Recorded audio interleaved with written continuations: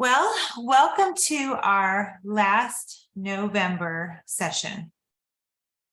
This month, we've been focusing on saying no, really thinking about boundaries. And as I thought and prayed through tonight, what should we say? Because really, we're still right in the middle of what is potentially a holiday season. The thought came up to do a decompressing time, a time of decompressing. And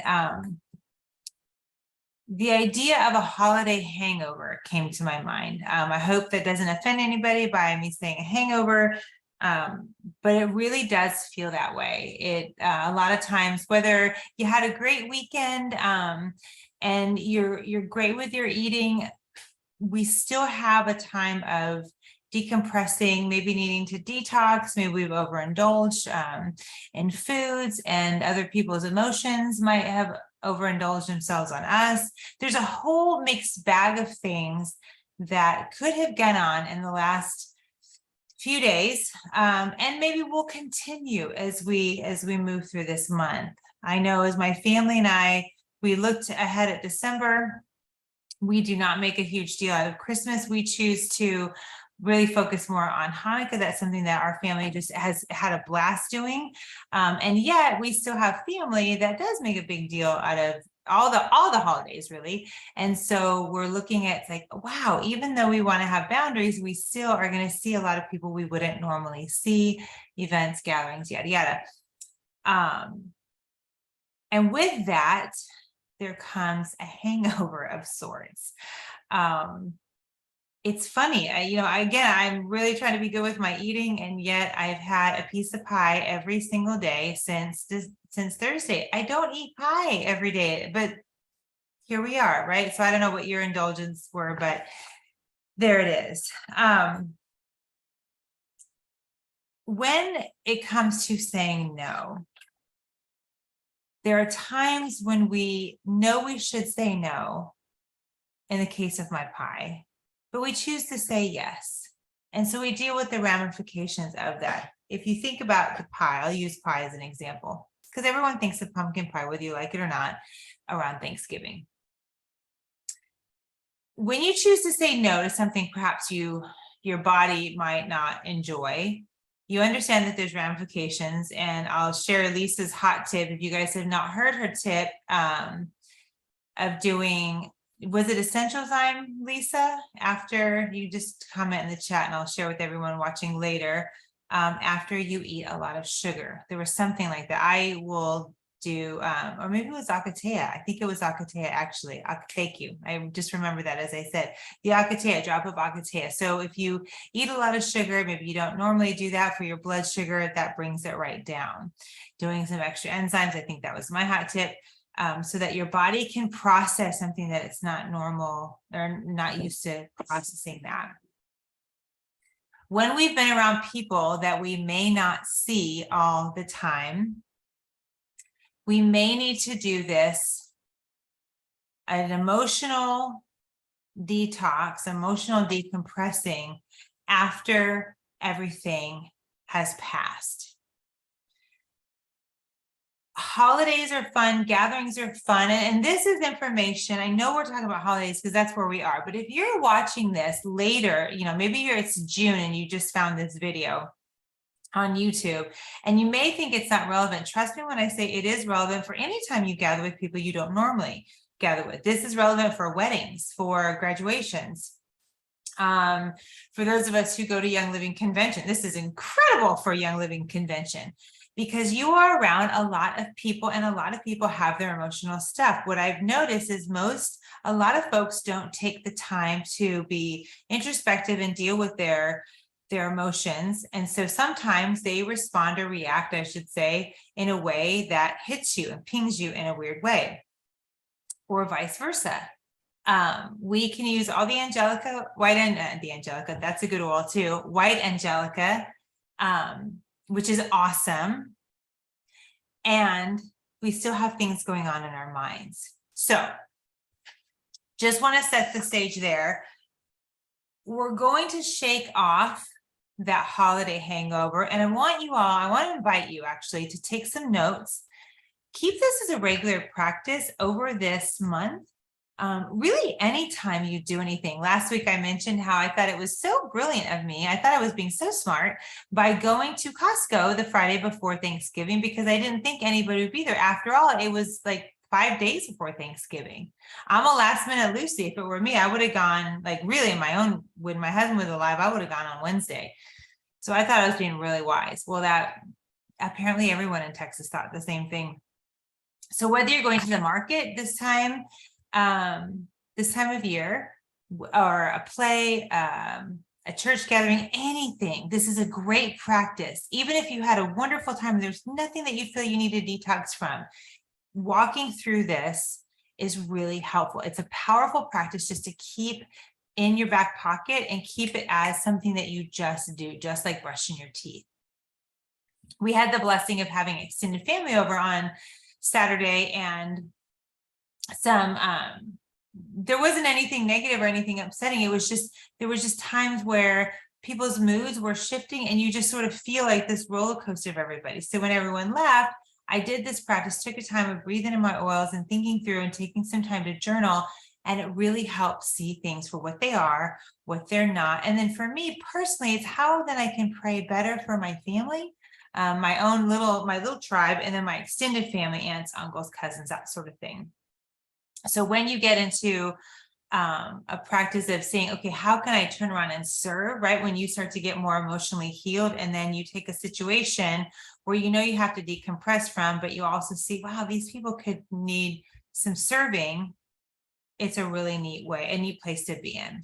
So you're going to decide, here's step one, decide to shake it off.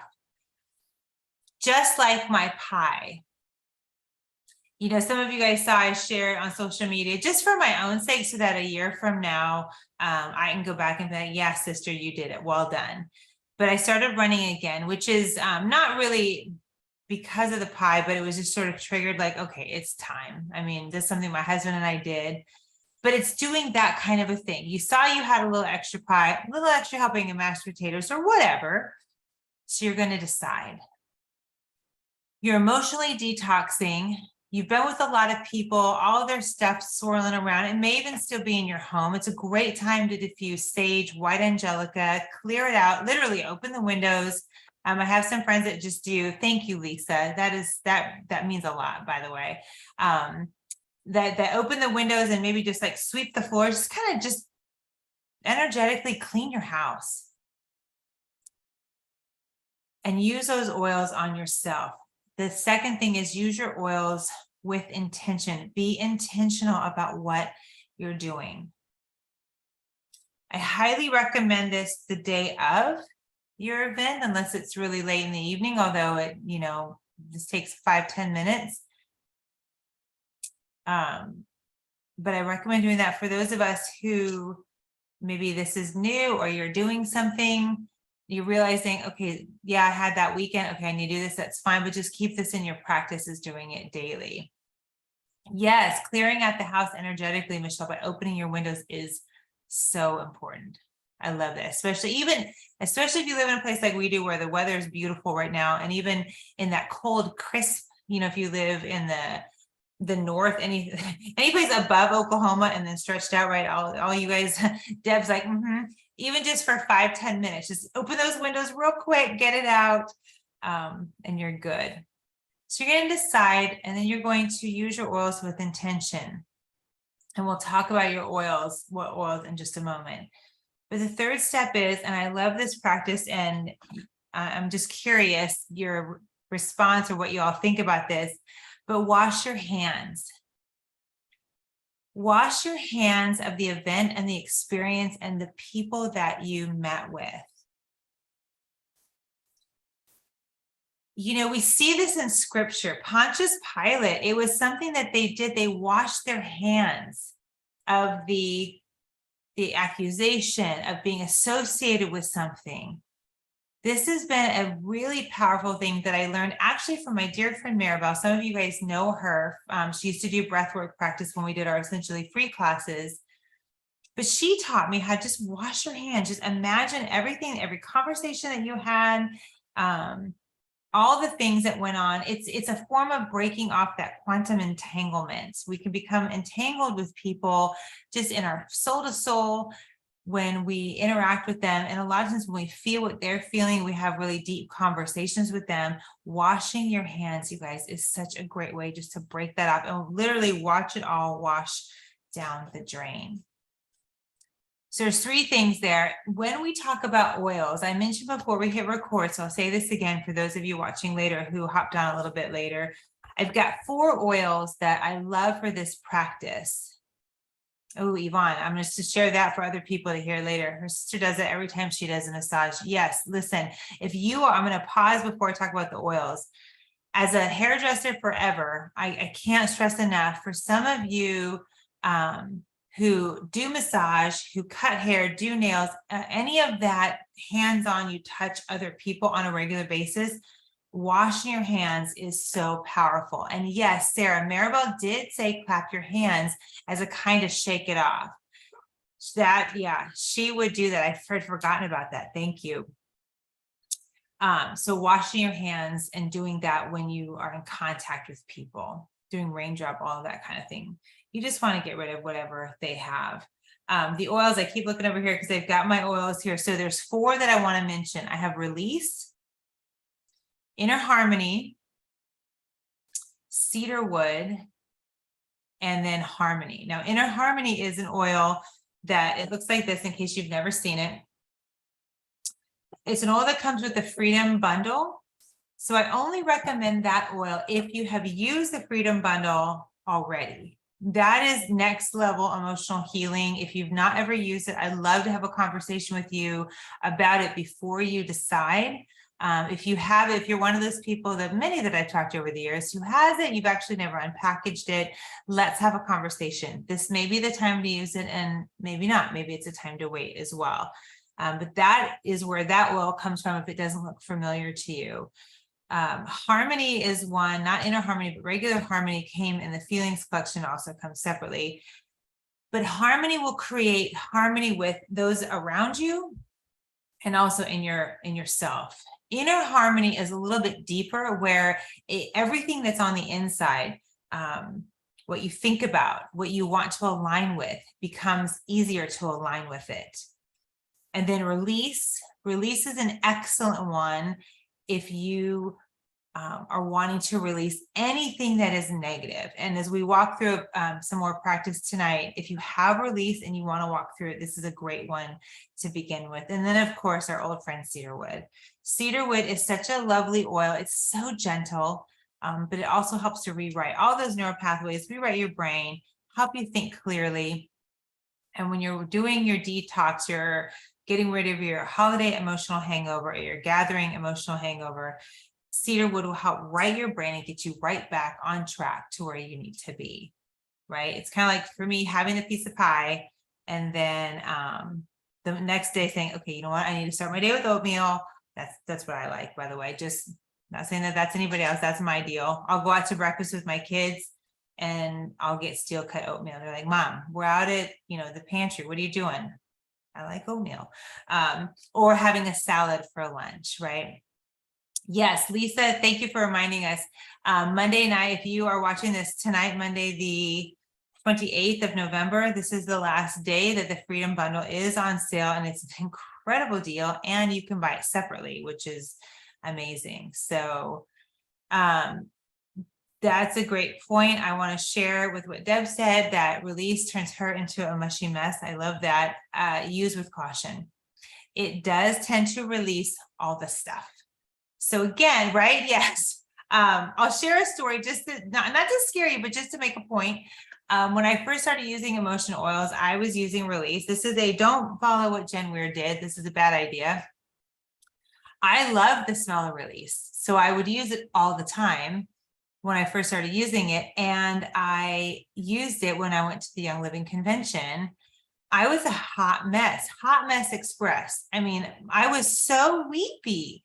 It was ridiculous. It wasn't even hormones. It was that blasted oil. And I thought, what is my problem? And I was talking to a downline member. We were having lunch and I was just so tearful. And I realized, oh, it's that oil. And it really is. And so it took me a while to, for my body to get used to it and to stop releasing all the things. So if you are new to using release, I highly recommend you do this on a Friday evening and use it for, Friday, Saturday, let all the emotions go so that by Sunday evening, you are more, less weepy, I should say. So not an oil to pack at convention. No, not when you're with 35,000 of your closest friends. That does not seem like a wise idea. In addition, not only your own stuff, but just thinking about quantum entanglement, you are now picking up everybody else's stuff. And if you think about it, our biofield can extend hundreds of feet, it can extend miles out, depending on how connected you are energetically. This is not woo-woo, this is all science, just for anybody who's like, okay, I'm not sure about all that. It's true. I can sense as a mom, I know when my kids are at home because I can feel it. It's just how we are. I know, I just pick up on stuff. I can know what their days are like where they work. It's just connection. It's quantum, right?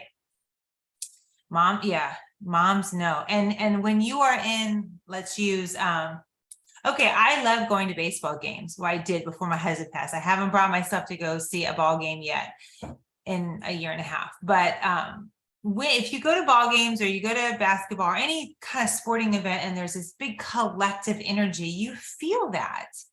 There's this electric charge and you pick up on other people's things. You can, if someone's having a fight or a brawl down the way, you start to feel that, even if it's 100 yards down the way, you start to feel it. If somebody's really excited, everybody feels that. So when you're in an event where maybe there's a lot of different emotions going on, what you don't want to do is use an oil like release. That's the time to be using cedarwood, white angelica, sage, those types of things. I also wrote a little article, just a side note on that, on rosemary, parsley, and I want to say thyme. You can look for that if you're in the Healing Haven group, or if you're in Kairos Life Health Institute, you can look for that as well. But I talk about protecting your energy with those oils as well. Okay, back to our intentionally using oils. When we are walking through this, we want to make sure that we get other people's stuff off, but we also want to be aware of, have we been triggered in a way that we weren't aware of? For example, if you have been walking through trigger management and heading things off with the past and breathing in your oils and doing aroma boosts and resets and all that, protecting yourself energetically, and yet being at a certain event, whether it's Costco on a Friday before Thanksgiving or a ball game or a Christmas party, and something you just feel off, you have to realize that that may have been a trigger that you didn't know was there. And so what you want to do, I have nothing to call this except for, I just say it's a reverse trigger management. It's not catchy. If somebody wants to come up with a cool name, that's great. Dr. Perkins is way better with the cool names. I mean, my word, tonight's called Monday Nights with Jen Weir, right? I'm super creative that way. It's kind of like memory release, right? Where you have a traumatic event and you do like a reverse AFT. This is that, only it's with triggers. So I'll explain the steps to you that I've done. This is, again, this is not science. This is just something that I've walked through myself. I walk other people through it, and it really does help. It's a way to become introspective. Yeah. If that is not your MO already. Okay. So you're at an event. Let's just use Thanksgiving for an example. You see somebody, you feel a little icky afterwards, you're washing your hands, it's still kind of sticking with you. You feel like you've been slimed, right? You guys remember Ghostbusters? You just sort of feel like that. So you sit with it and you realize there's a negative feeling there. And so just like with the AFT memory release, where you think of a traumatic event, you sit with it and say, okay, what is the negative feeling that I'm feeling? You write that down. This is so important. I really feel like somebody here needs to hear this, maybe all of you, but taking 5 minutes and pinpointing, What am I feeling? Where am I feeling it? You guys, if you do those two things and you get really good at breathing your oils and actually breathing, that will release those emotions so fast and you will feel a shift so quick.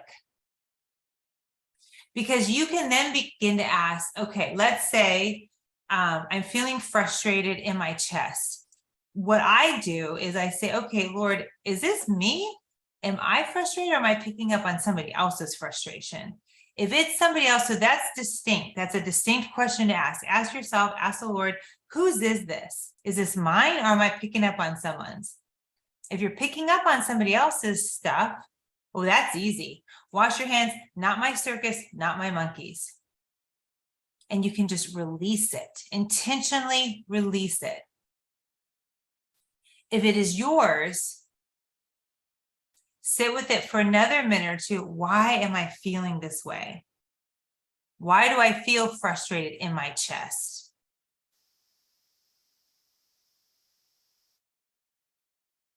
You can journal this, you can brain dump it, you can simply think in your mind. If you are an overthinker, however, I highly recommend journaling it out. Even if you just pick up your phone and just do a quick little, a little note to yourself. This can be real quick. This doesn't have to be a long, drawn out process. What's the feeling? Where am I feeling this? Those are two things. Is it mine?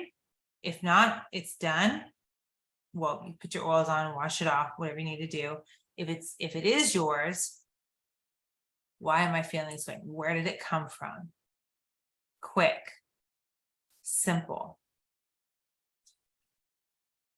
What are the thoughts surrounding it? This comes in as you're journaling out, as you're thinking about it. What are the thoughts surrounding it? So you have those three things together, and then you take your oil. Now, in normal, typical AFT, we recommend lavender, frankincense, stress away. In this particular practice, what I found, because if you walk through AFT, you understand it's a little bit of a longer process to understand how those oils work. What I also know is your body can get a little bit used to those oils, and you may not feel a shift. So that's why I jumped to release, Inner Harmony, cedarwood, something like that. Maybe those oils aren't your favorites. Maybe you don't have those oils. Choose something that you maybe wouldn't normally then.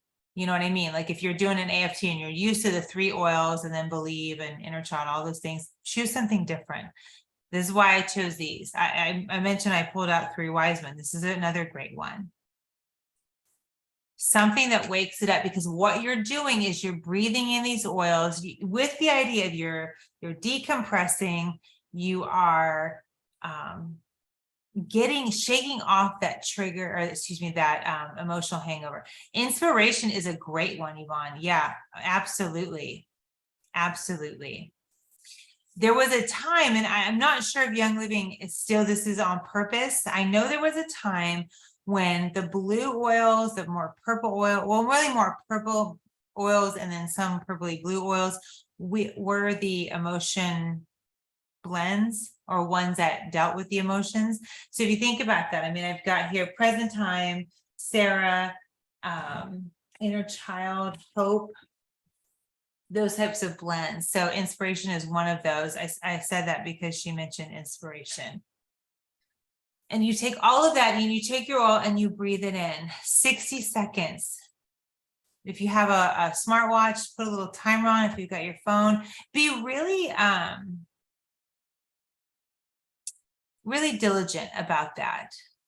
See what happens in 60 seconds. Breathe it in from your belly. Exhaling it out, nice, big, deep breaths, really hard exhales. After you're done in 60 seconds, then you ask the question, how am I feeling now? Let the answer come to you. Sit with the feeling. Was there a shift? When we do AFT, we wait, we keep breathing in our oils until we feel a shift. In this situation, again, we're detoxing, we're shaking it all off. So we're in control of that. We're not waiting for the emotion to shift. We're actually causing it because we're like, you're on a 60-second timer. I'm breathing in these oils. I'm telling you, frustration, you're on notice. You got to get out of my chest, right? So we do that. Now we sit with it. Was there a shift? If not, change the oil. Maybe take some time to journal what is still going on. Did it move? Do you feel a little different? Is there a new negative feeling? If there was a shift, great. It's time to speak life, speak truth to it. You get yourself back to truth. What I find when we're dealing, especially with holidays, when you're gathering with people or weddings or graduations or what have you, when you're gathering with people you don't normally see, but you know them, triggers come up and it dredges up stuff either A, you didn't know was there, or B, you knew was there and you're like, that thing again. And so you want to get yourself back to truth. You all have been in this Monday night time, or some of you have been in my emotion classes for a couple of years. You know truth. Some of these events get you off kilter. If you're new to emotional healing, this is a part of it. This is all, you've at least sat in a class one time. You have at least an affirmation. Use this time to get back to the truth, to speak that over yourself. If you have cedar wood, this is a great time to pull that oil out if you hadn't been using it, and state your affirmation. What is truth? What has God said about you? What does he see in your situation that you need to remember?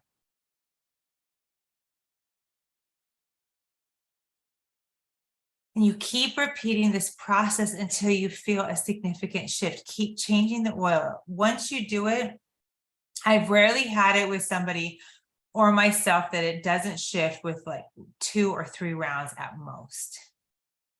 Because all of a sudden you start breathing those oils in, the feeling shifts and you realize, oh, okay, that's old stuff, or okay, I see that that's something that I need to heal from. And then you can proceed as you normally would. If it's an old wound that popped up and you're working on it, great, keep moving forward. It's funny, as I started running again, day 2, by the way, so excited. I'm just going to keep saying that throughout this whole time, because when I thought, oh, look at me, I'm doing it without Mark, this is great. But I keep thinking of all these things that he related emotional healing to in running. Emotional running was very healing for my husband, and it was for me as well. But he would always say, forward motion is still motion. For him, he would encourage people, it doesn't matter if you take little tiny steps or really like slow snail pace, you're still moving forward.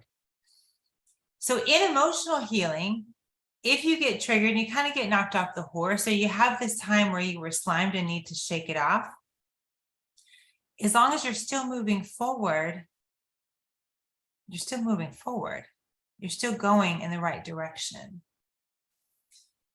As a reminder, affirmations are a way of strengthening our brain, strengthening our mind, and strengthening our resolve.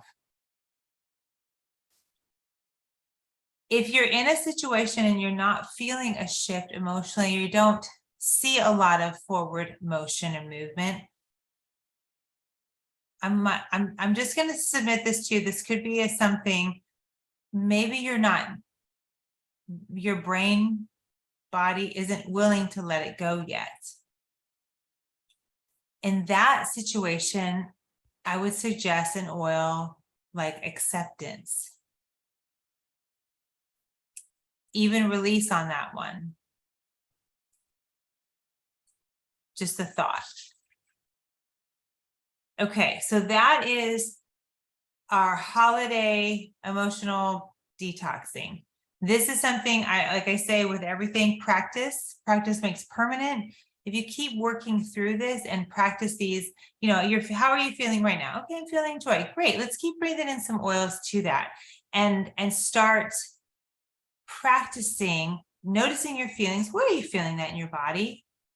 What are some thoughts that's surrounding, whether it's negative or positive emotions? Just practice. Practice becoming in tune with how you're feeling, so that when you're in a situation, you know this isn't normal. What is not normal about this? Think it through. State it. Where is it? What's thoughts? Grab your oil, breathe it in. What's really great is when you're in the middle of an event and you start to feel a shift in your body because of the emotions, and you excuse yourself and you go to the restroom, oil in hand, armed up, and you do that, and then you're able to wash your hands right there. It's done. It's the best feeling.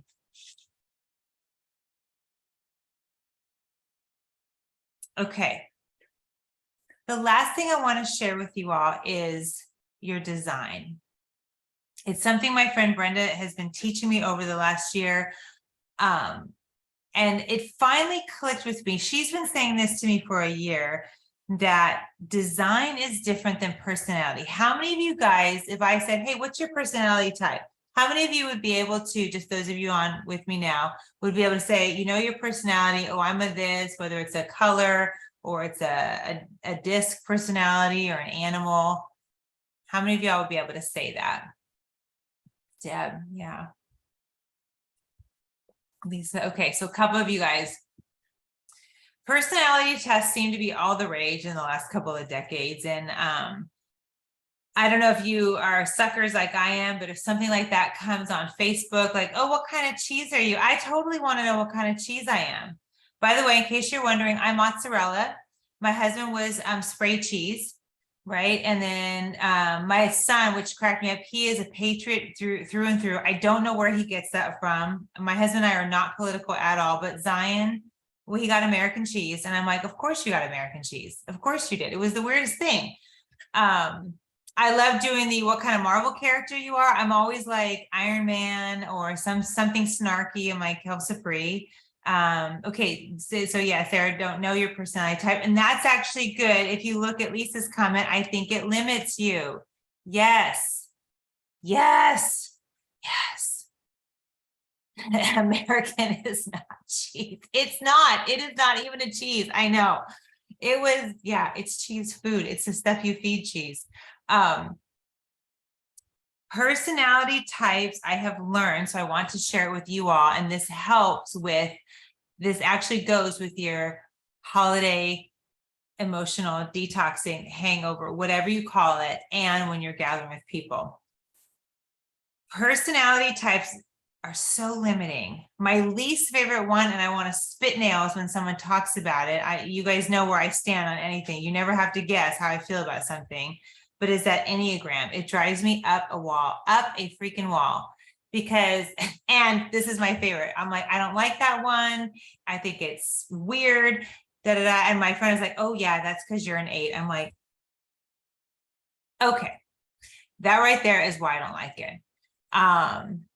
Yes, it puts you in a box. For somebody who has my personality, very driven, straightforward, all of that, I'm always pigeonholed into a certain type.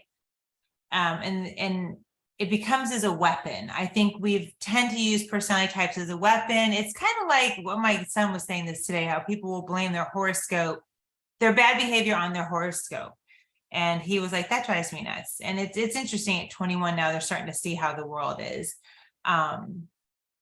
What I have learned is temperament, or how you're divinely designed. If you are familiar with the choleric, sanguine, phlegmatic, melancholy, those are really more how you're designed, how God hardwired you. And what's really cool is when you start to learn these and really for yourself, learn how you're designed by him, how you move. It's hardwiring. I cannot not be motivated. I can't not have a goal. That's just how I'm designed. I just love that. It actually excites me. My daughter, on the other hand, cannot not take a really long time to make a decision. It's just how she's designed. She actually, I had all my babies 3 weeks early. She was only a week early. In my mind, she was late because she wasn't 3 weeks early. I should have known when I delivered her, by the way, I should have known that she would take a long time to make a decision. I always think, maybe she was thinking about being born. Should I be late? Should I be early? Should I be right on time? I wonder, as if she had any control. But it's that kind of thing. She will, she's setting up an Etsy shop right now because she's making shells and she's decorating them, whatever. It took her all afternoon to figure out the name of it. Me, I can't not make a quick decision. It's very hard for me to think about something because I've already kind of processed it in my mind. And so I say it. See, it's that type of thing. It's just how you're designed. And the really neat thing, when you learn how you are created, how you are hardwired to be, you can have compassion for yourself, number one. You can set very clear boundaries when you're in these types of gatherings. And as you become more healed emotionally, you're then able to have compassion for others. Now, let me see if I can screen share. I stole something, not stole. I mean, it's on the internet, it's for public use. But just to show you what I mean, if you have, oh, there it is, the 4 temperaments. We're going to do a little screen sharing. And for those of you who are super organized, don't freak out at my desktop, please. Because I know it's very stressful. It's stressful for me. Can you guys see this graphic? You cannot see the graphic. They say, my screen says you can see it. Yes, you can. Okay, so you see this? I'm looking in the chat. Why can I not see the chat? Oh, phooey. Oh, there we are. Okay, thank you guys. All right, so just really quick, I'm going to invite you to go through this. Look at this.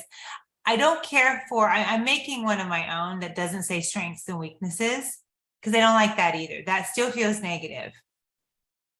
Because again, when you look at someone's weaknesses or your own weakness, let's just say your own, you look at that and you feel like you align maybe with the sanguine. And you might tend to look at the weaknesses and yeah, I don't like that about myself. I almost want to black that and say, no, that's just something that in an unhealed state or in a maybe not in your best state, not necessarily unhealed, but just not your best moments. If you're overtired, you're hungry, you're stressed out, like that might be the not good part of you that comes out. It's not a weakness. Now, I do like the word strengths, but I would also say this is someone who is walking in their purpose, someone who is definitely healed emotionally. They're always in their right mind. These are, so if you look at these, and you can even take a screenshot of this, shoot, you can look at the 4 temperaments, like a graphic online to have it later. I did not come up with this. It's just, like I say, I stole it. But what's really cool is when you look at the perceived weaknesses, or I will just call it that because that's what these are here. You start to see maybe some things that, okay, let's say you were a sanguine. Are you late when you're going to something that you really didn't want to go to? That could be a form of protection. Somebody who's phlegmatic, it says here prone to laziness or stubborn. Again, if they're feeling stressed or they're tired or they're hungry, they are overwhelmed. That could be why that happens. Conversely, you look at your strengths, say, well, I'm consistent. I'm so kind. I'm a steady and faithful friend. So these are things to look at and see and just pinpoint, how am I designed, and start to appreciate these things. Cholerics, good at planning, good at problem solving, confident. On the other side, and I know this is pretty much the design I work out of, I can be intolerant. It drives me bananas if someone cannot get their act together, if we are needing to do something together. It's really, I'm more talking about my family, not anybody else, but you know, time and place. When you see this and when you start to learn this, you're able to have grace for yourself, but then also have incredible grace for yourself. I like that. Someone put strengths and opportunities, strengths versus opportunities. Thank you, Joanne. Oh, I like that so much. Strengths versus opportunities. When you're able to see someone, and if they exhibit certain behaviors that you say, oh, that reminds me of someone who's sanguine or more phlegmatic. Not that you are pigeonholing them or putting them in a box, but you can see, oh, that's how they're designed. And you know what the cool thing is? When you start to ignore the opportunities and look at their strengths, you're then able to appreciate them. And when you're in contact with someone like that, what used to be triggering or difficult for you then becomes something more of a symbiotic relationship. You appreciate them for who they are and know that it's really God himself that's working on them, on their opportunities in his time and in his way. It's never in our time. Just like we wouldn't want someone pointing out our weaknesses or our opportunities. And I love that. I just wanted to bring that to your attention. We've talked about different designs and all of that over the year, but I just wanted to show that to you all in case that was that's new information to you, in case you're like me and maybe you've been pigeonholed into a box. Because when I learned about this, like when we had our family over this weekend, I started thinking about each one of them. I thought, I wonder which temperament each one is. I mean, I don't really know. But I might say, oh, my cousin seems very phlegmatic. He's very easygoing. Oh, he's kind of fun too, very sanguine. So then I start to see like, oh, I wonder, just knowing his background, if he seems like he takes a while to do things, maybe he just thinks a lot. And it got my mind going. So I didn't really think about some of the silly conversations that were going on, but it helped me appreciate them so much more. I love being able to see the beauty and the sorrow in people that I come in contact with, because as someone who's I just naturally love telling people about healing. I can speak life into them. And that's the last thing I want to share. If you start to know your own design, when you come up with affirmations, your affirmations will be pulled from that. Your affirmations will be centered around how you are uniquely gifted in design versus what you want to change, if that makes sense. If you are someone who is more, phlegmatic or sanguine temperament, you might have an affirmation. I'm an incredible friend. I'm a loyal friend. What a great thing to speak over yourself. Because you will begin to draw other people to you who need a good friend. I hope that has helped to decompress and detox after your holidays. And I pray that in the next 3 to 4 weeks, you start to put these things into practice, maybe discover some more temperaments and designs so that as you meet up with other people, you are able to appreciate their strengths as well. Does anybody have anything they want to share before I push stop on the recording? Go ahead, Lisa. I think as we mature, our temperaments change. Yeah. So, on the Enneagram or whatever that stupid thing's called, you can see that you can tell that I feel really, really promising about that one. Same. They say to take it like you're a 20, like what would you answer if you were 20 years old? Mm-hmm. Well, that was over 40 years ago for me. And so I've matured. And so in that, there's rough edges have softened, and therefore that test is not correct. Right. It's so put you in a box type stuff. And that's what I wanted to say about that. I mean, whereas you can look at some of the other tests and they tell you, what are you now? What are you now? It gives you a little bit more of a perspective of how you deal with people and how you relate to people, because we're in the here and now. We're not 20-year-olds. That's right. Yeah, I love it. Thank you for sharing.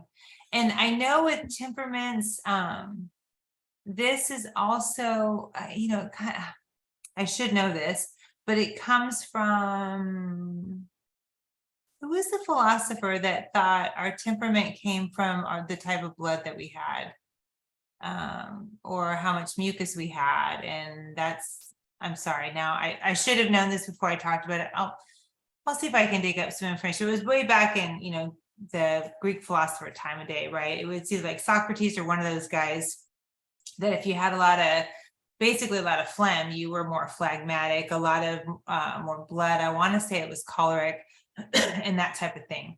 Had to do with, your body, which is why it's more how you're designed. To your point, the changing, what I have found as I've studied this a little bit is this is how God wired us. And it goes along with not that God has different personalities, but okay, if you look at the Gospels, like Matthew, Mark, Luke, and John, or the Gospel 4 books, they're all written very different. It looks like they show God's different personalities, very to the point when he needs to, very loving and kind. It's that I'm fumbling through my words. So I'm not explaining it. I feel like this is a 2-hour discussion. But what I have found is some people might think they were one way, but as they grow and, to your point, mature and even heal emotionally, who God made them to be actually blossoms forth, and they may be more peacemaker, because that's really who they are. The personalities, like you said, that we both feel the same about the Enneagram thing. I'm not 20. I was a hot mess expressed at 20. So where in this time I might have been a sanguine, because I was like, woo, fun, junky life at the party, had no fear of dying, obviously, by my life choices. But as I mature and I become a little bit more serious and step into my design and what I'm called to do on this earth, I am still fun, but that's not my natural bent. So thank you for saying that. Yeah, and if any of you have ever been boxed in or pigeonholed by somebody else telling you what your personality is, I'm sorry. I don't like that for you, because that's not right. That's using your personality as a weapon, and pinpointing is never a good thing. Anything else anyone wants to share before we stop the recording? Okay, just so for those of you watching later, in December, we will have 3 classes for sure. Let me just double check my time. Yes, the 5th, the 12th, and the 19th. So be looking for those. And then we're going to be doing something different in January. So I will send you a notice on that. Thank you for joining me.